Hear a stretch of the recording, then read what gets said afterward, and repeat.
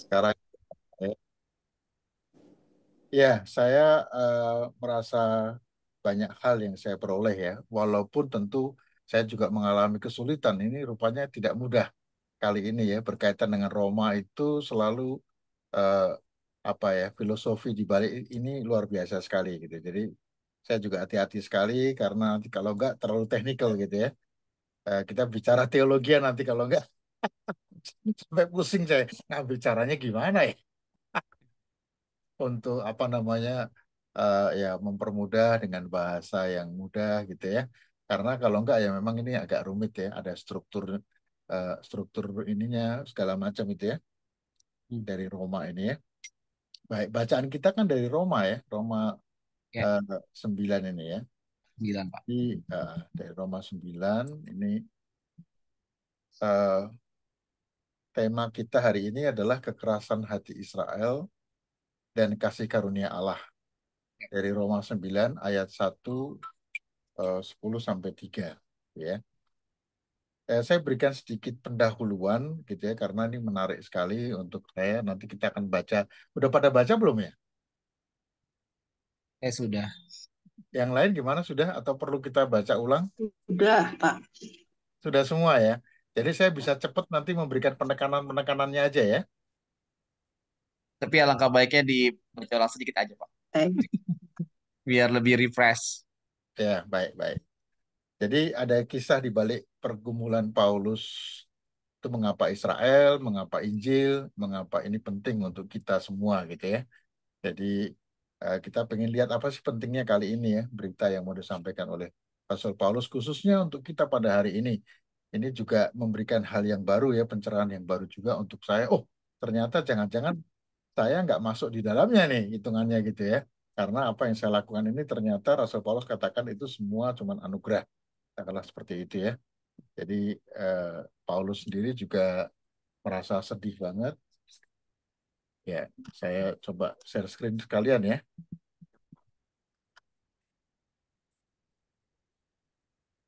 Share screen.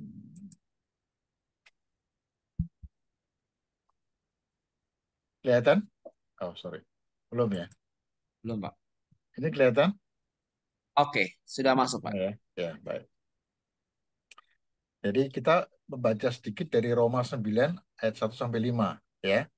Ini tentang kepedihan Paulus ya, rasa sedihnya dia dan keistimewaan Israel. Saya bacakan pelan-pelan karena yang kuning ini penting nanti kita akan masuk dalam pembahasan ini ya.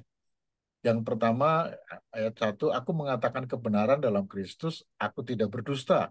Hati nuraniku turut bersaksi dalam Roh Kudus bahwa aku sangat berduka cita dan selalu bersedih hati.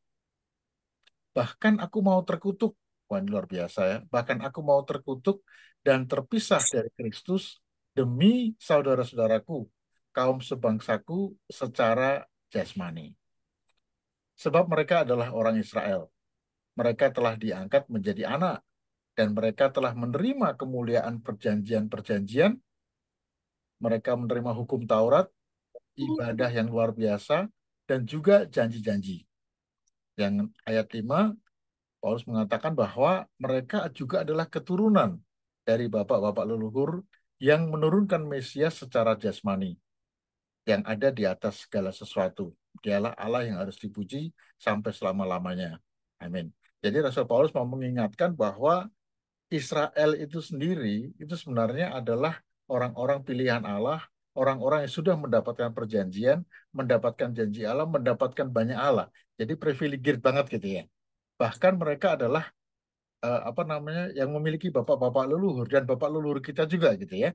Lalu kemudian mereka juga yang menurunkan Mesias. Nah, ini muncul masalah ini sekarang ya. Di dalam Roma pasal 6 ayat 13 ini ada kedaulatan dalam pemilihan ya. Nah, ayat 6 ini bukan seolah-olah firman Allah telah gagal tadi ya. Sebab tidak semua yang berasal dari Israel itu adalah Israel. Nah, ini penting. Karena orang berpikir, dulu kan orang berpikir umat Israel ya. Saya hentikan sedikit-sedikit ya Bapak ya, supaya jelas. Umat Israel dulu berpikir bahwa merekalah bangsa pilihan, merekalah yang utama ya, dan merekalah orang-orang yang memang sudah nubuatkan mereka inilah yang akan menjadi bangsa yang utama. Tapi ternyata, ya, ternyata yang namanya Israel itu bukan Israel. Yang dimaksudkan oleh firman Allah berkaitan dengan Israel itu bukan Israel. Nanti kita lihat ya. Dan tidak semua ayat 7 yang dari benih Abraham adalah anak-anaknya. Ini ya. Melainkan melalui Ishaklah keturunan akan disebut bagimu. Artinya bukan anak-anak menurut daging, jadi bukan keturunan Abrahamnya, bukan menurut daging, adalah anak-anak Allah, tetapi yang namanya anak-anak Allah atau anak perjanjian yang disebut sebagai keturunan yang benar, gitu ya, dari Ishak ya. Jadi yang betul-betul ada dalam perjanjian gitu, bukan bukan di dalam apa namanya menurut daging ya. Sebab firman ini mengandung janji. Pada waktu seperti inilah aku akan datang dan Sarah akan mempunyai seorang anak laki-laki. Tetapi bukan hanya itu saja. Lebih terang lagi ialah Ribka yang mengandung dari satu orang, yaitu dari Ishak, bapak leluhur kita. Ayat 11, sebab sebelum anak-anak itu lahir dan sebelum melakukan barang yang baik atau jahat, supaya rencana Allah mengenai pemilihan tetap teguh, bukan berdasarkan perbuatan, melainkan berdasarkan panggilan Allah. Ya, jadi bukan karena benih ya atau bukan karena keturunan secara jasmani, tetapi karena panggilan. Ini yang penting ya. Berdasarkan panggilan, dia akan disebut sebagai Israel atau dia akan disebut sebagai anak-anak Allah. Maka difirmankan kepadanya yang sulung akan menjadi yang muda. Seperti yang tersurat, aku mengasihi Yakub tetapi membenci Esau. Nah, orang akan mengatakan kenapa demikian sama-sama bangsa Israel? Kenapa Allah mengasihi Yakub tetapi membenci Esau? Nah, di sini Rasul Paulus nanti mau mengatakan bahwa ya ini kan, nah kita lanjutkan ya, ini menarik ini ya. Ayat 14, keadilan Allah dan belas kasihannya. Saya kasih judul itu ya, 14 sampai 29 ini menarik sekali. Jika demikian, apakah yang tidak kita katakan? Apakah ada ketidakadilan pada Allah? Yang tadi ya, kalau Allah memberikan Esau ini, memberikan Yakub ini, apakah itu bisa kita sebut tidak adil? Rasul Paulus katakan, enggak, sekali-sekali tidak. Sebab ia berfirman kepada Musa, aku akan menaruh belas kasihan kepada siapa aku mau menaruh belas kasihan. Dan aku akan menunjukkan kemurahan kepada siapa aku mau menunjukkan kemurahan. Jadi hal itu tidak bergantung pada keinginan orang atau pada usaha orang, melainkan pada Allah yang menaruh belas kasihan. Sampai di sini paham dulu ya, bahwa apapun yang terjadi dalam kehidupan kita itu semua karena Allah. Bukan karena pengennya manusia atau bagaimana alam manusia dengan upayanya, sama sekali tidak. Tapi semata-mata karena Allah yang mau seperti itu. Kalau mau ngasih belas kasihan ya Allah. Kalau mau ngasih berkat ya Tuhan. Kalau mau bikin kita tidur apa enggak ya Tuhan juga kan gitu ya. Gampangannya ke sana aja sih ya. Ini luar biasa sekali nih. Saya masuk ayat 17. Sebab kitab suci berfirman kepada Firaun, untuk maksud inilah aku membuat engkau bangkit, supaya aku menunjukkan kuasaku melalui engkau, dan supaya namaku dimasyhurkan di seluruh bumi. Jadi ia menaruh belas kasihan kepada siapa ia mau, dan mengeraskan hati mengerahkan hati siapa yang ia mau. Nah, di sini mau ditunjukkan bahwa seperti yang ada dalam kitab Kejadian itu ya, 17 ini, ayat 17 ini, jadi semua itu berkaitan dengan Tuhan. Apakah Tuhan memberikan belas kasihan atau Tuhan mengeraskan juga? Ini menarik ini ya. Jadi kalau pemimpin-pemimpin negara kita ini dikeraskan, itu karena Tuhan pasti ada maksudnya. Kita mesti cari tahu nih ada apa nih. Ya, kenapa kok sampai mereka dikeraskan? Kenapa sampai Tuhan mengizinkan itu mereka diberikan hati yang keras? Makanya saya selalu doa dalam doa syafaat, Tuhan berikan kelemah lembutan. Nah, ini penting ya, mengingatkan kepada para pemimpin kita supaya mereka tidak diberikan kekerasan hati melainkan kelemah lembutan. Ayat 19, maka kamu akan berkata kepadaku, kalau begitu, mengapa ia masih menyalahkan? Sebab siapa yang menentang kehendaknya? Siapakah kamu, hai manusia? Maka kamu membantah Allah. Ini Paulus ya. Dapatkah yang dibentuk berkata kepada yang membentuknya, mengapakah engkau membentuk aku demikian? Lalu diberikan ilustrasi tukang periuk, atau tidakkah tukang periuk mempunyai hak atas tanah liatnya dari gumpalan yang sama untuk membuat satu bejana untuk kehormatan dan yang lain untuk penggunaan yang biasa. Jadi jelas di sini ya, Tuhan mau bikin apapun terhadap diri seseorang, apakah dia akan menjadi orang yang terhormat atau menjadi yang biasa-biasa aja. Jadi kalau kita diciptakan biasa-biasa ya jangan ngotot gitu ya. Pengennya lebih ke atas, jangan ya santai aja kan gitu ya. Nanti kalau emang Tuhan mau kita ke atas ya pasti kita ke atas kan gitu ya. Kalau menurut ini loh ya, nanti kita bisa diskusikan. Ini menarik ini ya. Jadi saya pikir salah ya selama ini saya ngotot. Ternyata jadinya pendeta biasa aja gitu ya. Oke, ayat yang ke-22. Jadi, jika Allah yang berkehendak untuk menunjukkan murkanya dan menyatakan kuasanya, telah menanggung dengan sangat sabar bejana-bejana murka yang telah siap untuk kebinasaan. Saya ambil yang kuning juga ya. Dan supaya ia menyatakan kekayaan kemuliaannya atas bejana-bejana belas kasihan yang telah ia persiapkan sebelumnya untuk kemuliaan. Yaitu kita yang juga telah ia panggil bukan hanya dari antara orang Yahudi, melainkan juga dari antara bangsa-bangsa lain. Ayat 25, seperti yang ia katakan juga dalam kitab Hosea, yang bukan umatku akan kusebut umatku, dan yang bukan kekasih akan disebut kekasih. Ya, ini mau memperlihatkan bahwa yang namanya umatku ya semua tergantung sama Tuhan, bukan tergantung sama eh, apa pernyataan atau katakanlah sebutan atau pikiran orang ya bahwa wah umatnya Tuhan ya cuma Israel. Enggak ya, ternyata di sini dikatakan yang yang disebut umatku ya aku yang menyebutkannya bukan orang lain. Dan di tempat di mana akan dikatakan kepada mereka, kamu ini bukanlah umatku, di sana akan dikatakan kepada mereka anak-anak Allah yang hidup. Ayat 27, dan Yesaya berseru tentang Israel, meskipun jumlah anak-anak Israel seperti pasir di laut, hanya sisanya yang akan diselamatkan. Sebab Tuhan akan melaksanakan firman-Nya secara penuh dan segera di bumi. Dan seperti yang telah dikatakan Yesaya sebelumnya, seandainya Tuhan semesta alam tidak meninggalkan bagi kita keturunan, kita sudah menjadi seperti Sodom dan sama seperti Gomora. Ini bagian yang selanjutnya, jadi ayat yang ke-10 ya. Ayat 1 sampai pasal 10 ayat 1 sampai 3, kekerasan hati Israel dan jalan kebenaran.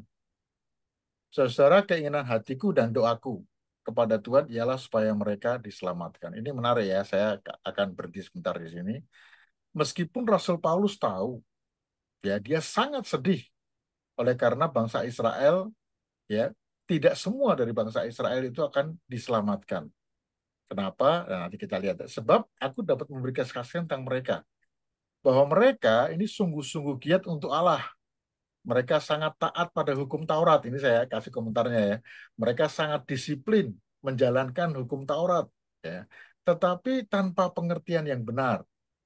Ini yang Rasul Paulus duka. Rasul Paulus merasa sedih sekali ya. Bahwa kenapa sampai mereka tidak berkenan di hadapan Allah. Ya. Hanya karena mungkin tadi ya masalah anugerah tadi itu ya. Bahwa mereka memahami Allah dengan pengertian yang salah. Gitu. Nah, tapi Rasul Paulus ayat 1 menarik ya. Walaupun Rasul Paulus tahu bahwa mereka kemungkinan tidak akan diselamatkan, tapi tetap Rasul Paulus pengen punya semangat, punya keinginan untuk mengabarkan kabar keselamatan itu dan mendoakan mereka. Nah, ini nanti menjadi pesan untuk kita ya. Yang ketiga, sebab oleh karena mereka tidak mengenal kebenaran Allah dan oleh karena mereka berusaha untuk mendirikan kebenaran mereka sendiri, maka mereka tidak takluk kepada kebenaran Allah.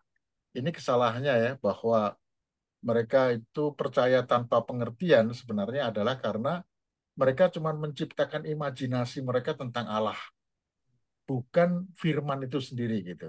Jadi bukannya mereka ngikutin firman, maka ketika firman menjanjikan akan datang Mesias misalnya gitu.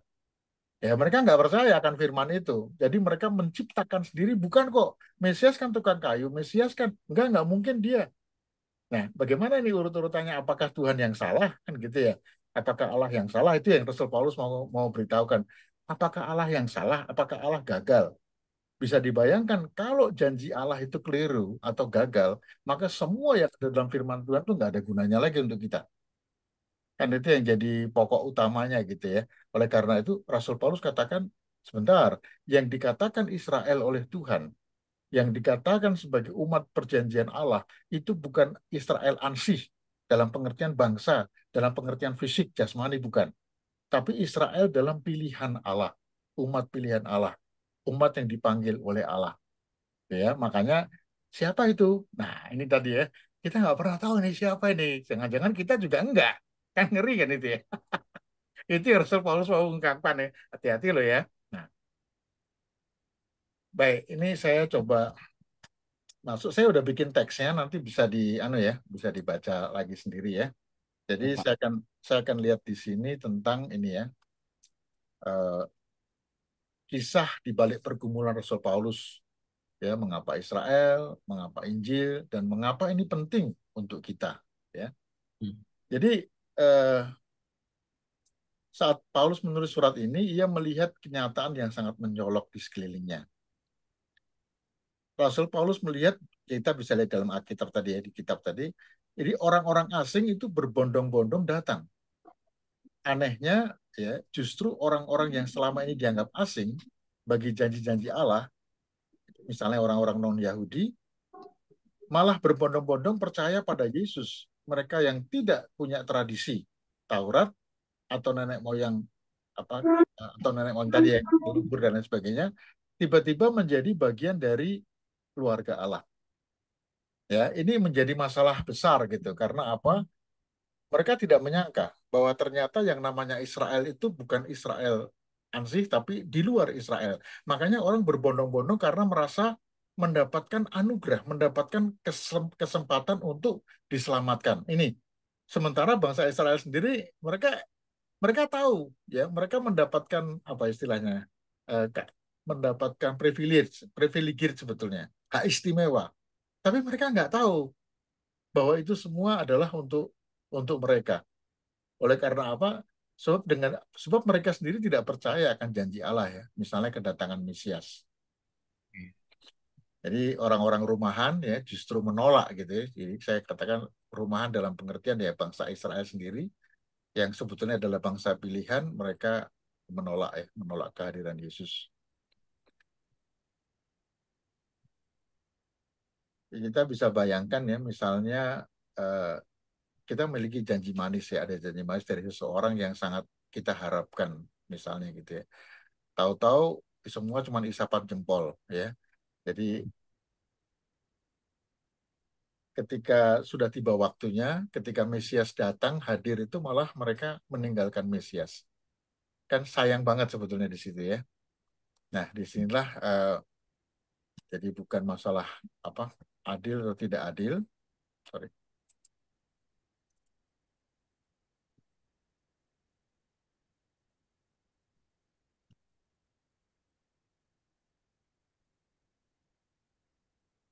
Jadi untuk Rasul Paulus sendiri ini ada satu realitas yang sangat menyakitkan ya tadi ya bahwa ternyata bangsa Israel sendiri yang sudah mendapatkan eh, apa namanya kekhususan dari Allah, mereka tidak serius ya atau mereka malah menolak gitu ya.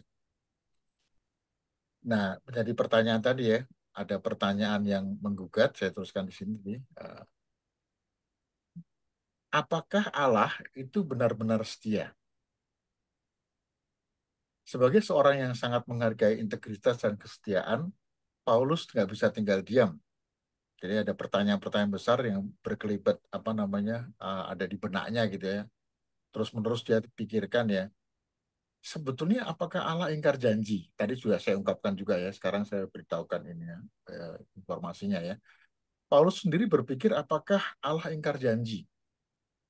Ya sehingga yang sebetulnya orang anak-anak apa namanya umat perjanjian itu kok tiba-tiba tidak lagi menjadi umat perjanjian. Jika janjinya adalah untuk Israel dan Israel menolak, apakah itu berarti Allah tidak menepati janjinya? Kalau Allah tidak bisa dipercaya dalam hal ini, bagaimana kita bisa percaya janjinya untuk keselamatan kita? Nah, ini berkaitan dengan janji ya. Nah, ini adalah sebuah ganjalan yang harus kita jawab ya. Bukan hanya untuk orang lain, tapi juga untuk kedamaian jiwa kita sendiri. Yang kedua, adilkah Allah ini? Kalau Allah memilih si A dan seolah mengeraskan hati si B, bukankah ini tidak adil? Pertanyaan ini pasti muncul di kepala banyak orang, termasuk dalam perdebatan-perdebatan awal gereja. Paulus tahu ia harus menunjukkan bahwa Allah itu tetap adil, bahkan dalam kedaulatannya yang tampak misterius. Lalu coba kita bandingkan ya bagaimana ada kebaikan kita yang tadi Rasul Paulus mengungkapkan juga dalam bacaan tadi, kebaikan kita versus kebaikan Allah gitu ya. Jadi Paulus tahu persis bahwa bagaimana rasanya berusaha mati-matian menjadi orang yang baik di mata Allah, seperti Israel yang taat Taurat. Tapi kini ia sadar kebaikan kita itu nggak pernah cukup. Ada kebenaran lain yang datang dari Allah sebagai hadiah, bukan hasil kerja keras. Pergumulan tentang bagaimana kita jadi benar di mata Tuhan itu adalah inti dari seluruh kitab Roma. Jadi ini hal yang saya pikir sangat penting sekali ya, karena aduh, saya juga berpikir-pikir loh, kalau gitu orang-orang yang baik, orang-orang yang melakukan kebaikan, itu kalau nggak mendapatkan anugerah dari Allah, tetap itu mereka ternyata ya kayak sia-sia begitu ya. Ini menjadi pergumulan kita juga ya, apakah benar? Karena kita kan nganggap, wah keselamatan ada kok di luar Kristus misalnya gitu ya. Jadi orang-orang, tapi Rasul Paulus mengingatkan di sini, nggak seperti itu gitu loh. Inti dari seluruh kitab Roma, itu mau mengingatkan tentang ini tadi.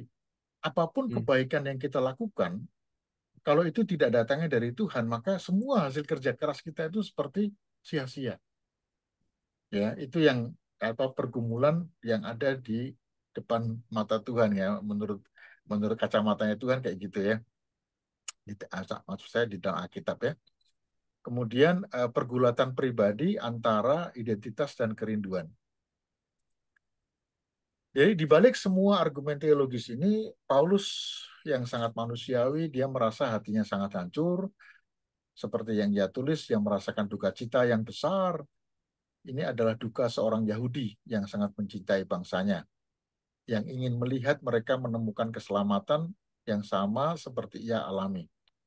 Jadi kita bisa merasakan empati dan kepedulian seorang pemimpin yang melihat orang-orangnya tersesat. Sama ya, kalau kita misalnya melihat ini orangnya baik, ini orangnya disiplin, ini orangnya bertanggung jawab, ini jujur, lalu juga ya melakukan ajaran agamanya. Lalu kemudian ya kita akan sedih sekali kalau apa yang seperti ini memang ya tidak bisa diterima oleh Tuhan ya. Apakah yang seperti ini tidak mendapatkan anugerah dari Tuhan? Jadi meskipun ia menjadi rasul bagi bangsa lain, Paulus tak pernah meninggalkan identitas Yahudinya ya. Jadi ia harus menunjukkan bahwa Injil bukanlah agama baru yang menghapus sejarah Israel, melainkan penggenapan rencana Allah yang sudah ada dari sejak awal. Nah, seperti tadi saya katakan ya, walaupun Rasul Paulus tahu bahwa kemungkinan ada saja bangsa Israel yang tidak mendapatkan anugerah dari Allah, tapi Rasul Paulus tetap menaikkan doa. Rasul Paulus tetap berusaha untuk membawa mereka mendekat dengan Allah, punya relasi yang baik dengan Tuhan.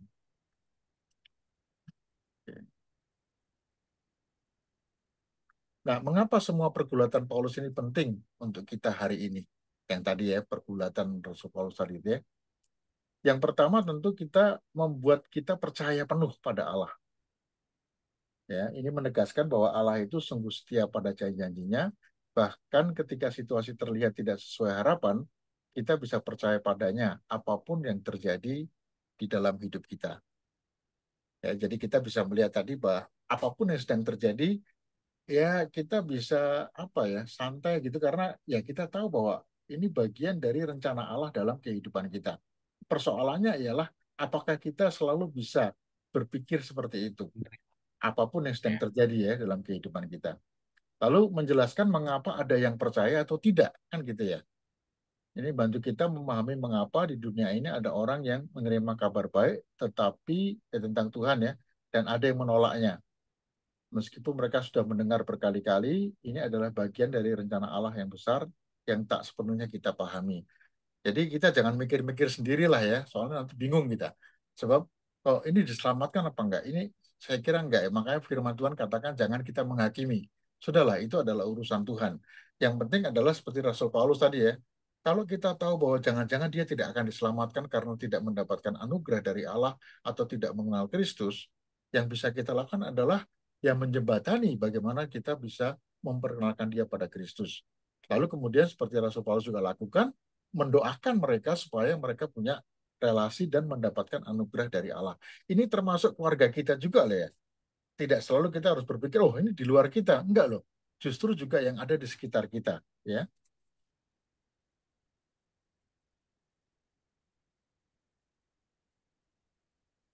Nah, kita juga melihat bahwa janji Allah ini ternyata bukan hanya untuk kelompok tertentu, tapi untuk semua. Tadi ya, jadi yang namanya umat itu bukan Israel saja, tetapi juga yang non-Israel. Nah, lalu juga hal yang penting adalah tentang iman ya. Ya, Iman itu bukan kebaikan kita loh ya, bukan usaha kita supaya kita nggak selalu mengatakan, oke, saya yang telah melakukan ini, saya telah berjasa, saya telah melayani, apapun lah, bukan itu ya. Tetapi yang utama adalah bahwa iman kita kepada Allah itu yang perlu kita jaga. Karena bukan upaya atau usaha, tapi anugerah ya. Lalu kemudian apa ya? Ini ada penutup refleksi ya. Penutup dan refleksi. Saya cepat aja dulu dikit ya supaya kita nanti kalau ada waktu untuk apa namanya berdiskusi ya. ya, oke. Hmm. Jadi nanti juga saya udah ada persiapkan kertasnya, apa papernya ya. Nanti bisa Pak. dibaca lagi karena mungkin waktu kita saya dengar cuma 1 jam ya sekarang. Iya, Pak. Jadi saya percepat sedikit gitu ya. Nanti bisa dibaca karena menarik ya dari refleksi ini mengurai kekerasan hati dan menerima kasih karunia. Yang pertama, seberapa seringkah hati kita ini mengeras? Ini tadi ya. Saya sudah tuliskan juga sebentar. Nih ya, seberapa seringkah hati kita mengeras, sibuk mendirikan kebenaran kita sendiri, bahkan di tengah limpahan berkat dan anugerah. Ya, ini apa sih maksudnya apa sih? Nah, misalnya ya, saya berikan contoh juga ya. Bayangkan seorang profesional yang sangat sukses, kan itu yang terjadi dalam keseharian. Dia memiliki karier yang gemilang. Mungkin juga kita begitu, punya penghargaan yang bertumpuk dan juga pengakuan yang luar biasa. Ya, semua itu adalah berkat dan anugerah, tentunya begitu kan ya. Ya, Namun hatinya mungkin mengeras dalam arti ia menjadi terlalu percaya diri. Loh, percaya diri kok salah ya? Dia menjadi terlalu percaya diri pada kemampuannya sendiri, sehingga ia mungkin mulai berpikir ini semua adalah hasil kerja kerasku. Ternyata berpikir seperti ini keliru loh kita. Karena ini menunjukkan kesombongan kan. Kita lupa bahwa sebenarnya itu semua terjadi karena Tuhan kan yang menganugerahkan, memberikan kesempatan kepada kita, memberikan kesehatan kepada kita. Ya, dan melupakan bahwa itu sebenarnya adalah anugerah dari Allah. Jadi lalu kemudian juga dalam hubungan keluarga misalnya ya, ini kelihatannya sesuatu yang kecil ya. Nah, sepasang suami istri dikaruniai rumah tangga yang harmonis. Ini harmonis sudah kita bicaranya, anak-anak yang sehat, materi yang cukup ya. Ini adalah berkat yang luar biasa. Namun salah satu dari mereka mungkin mulai berpikir, rumah tangga ini bahagia karena saya. Ini ketika ketika mulai dengan aku karena saya dan bukan karena anugerah Allah, ini yang keliru di situ. Karena apa? Lalu muncul kesombongan kan, seolah-olah itu adalah pekerjaanku, kemampuanku, kehebatanku. Jadi sebenarnya dalam hal ini eh, apa firman Tuhan menginginkan Roma tadi menginginkan supaya kita ini rendah hati, supaya kita ini selalu waspada, tidak sombong ya, dan tidak mengeraskan hati kita untuk pikiran kita sendiri. Lalu kemudian juga dalam pelayanan, nah ini ya, dalam pelayanan ini juga ternyata sering terjadi juga ya. Jadi mungkin seseorang itu aktif di gereja, rajin beribadah, terlibat dalam banyak kegiatan pelayanan. Ini anugerah, dia bisa sampai ke arah sana ya. Tapi tanpa sadar, ia bisa apa membangun ya kebenaran spiritualnya dia sendiri. Dia mungkin berpikir, saya sudah melakukan lebih dari yang lain. Atau saya lebih rohani karena sering berdoa, melayani. Hatinya mengeras dalam bentuk menghakimi orang lain. Jadi Hmm. sebenarnya eh, kelihatannya sih biasa aja, nggak ada masalah ya. Ketika saya mengatakan saya lebih spiritual, saya lebih aktif, saya lebih ya lebih baik daripada yang lain ya. Ternyata ini juga hal yang mengeraskan hati, lupa dia bahwa semua itu adalah anugerah dari Allah. Nah, lalu saya juga beritahukan di sini, lalu apa ya yang bisa kita lakukan ya? Nanti mungkin bisa dibaca sendiri ya. Jadi selanjutnya apa sih yang mau kita lakukan? Nah, tanyakan pada diri sendiri misalnya, sekarang saya ada di area mana ya? Di mana saya juga sulit mengakui kesalahan. Apakah saya juga sulit ya mengakui kesalahan dan keterbatasan saya? Apakah saya cenderung mengandalkan kekuatan saya sendiri? Ya, jadi arahnya ke sini tadi ya. Rasul Paulus mau mengatakan, walaupun kita bekerja keras, berusaha keras, melayani dengan keras, tapi ternyata kerasnya kita itu keliru. Ya. Nah, karena kita tidak karena kita tidak memahami bahwa itu adalah anugerah Allah. Ini yang Rasul Paulus mau katakan, pemahamannya yang tidak benar. Saya berhenti sebentar di sini kayak ya mungkin ya kita apa mendiskusikan dulu supaya ada waktunya gitu ya. Oke, baik. Atau gimana? Siap. Ya. Oke, baik Pak. Cukup menarik perbincangan dan pembahasan kita terkait Rasul Paulus ini, di mana Paulus berkeinginan supaya bangsa Israel dapat diselamatkan keseluruhannya, dan juga yang dapat saya headline itu adalah segala sesuatu yang terjadi di kehidupan kita itu adalah rencana Tuhan, seperti itu ya. Dan itu pasti berefleksi sama kehidupan kita masing-masing, dan juga terkait usaha tetap dilakukan, tapi jangan sampai mengeraskan hati, apalagi kalau aku dan aku itu karena aku itu, padahal itu hal yang tidak uh, tidak boleh sebenarnya, seperti itu. Oke, kita buka dua pertanyaan terlebih dahulu, karena kita dengan durasi yang cukup sempit. Ada dua pertanyaan, mohon diberikan secara singkat dan juga padat. Silakan yang mau bertanya.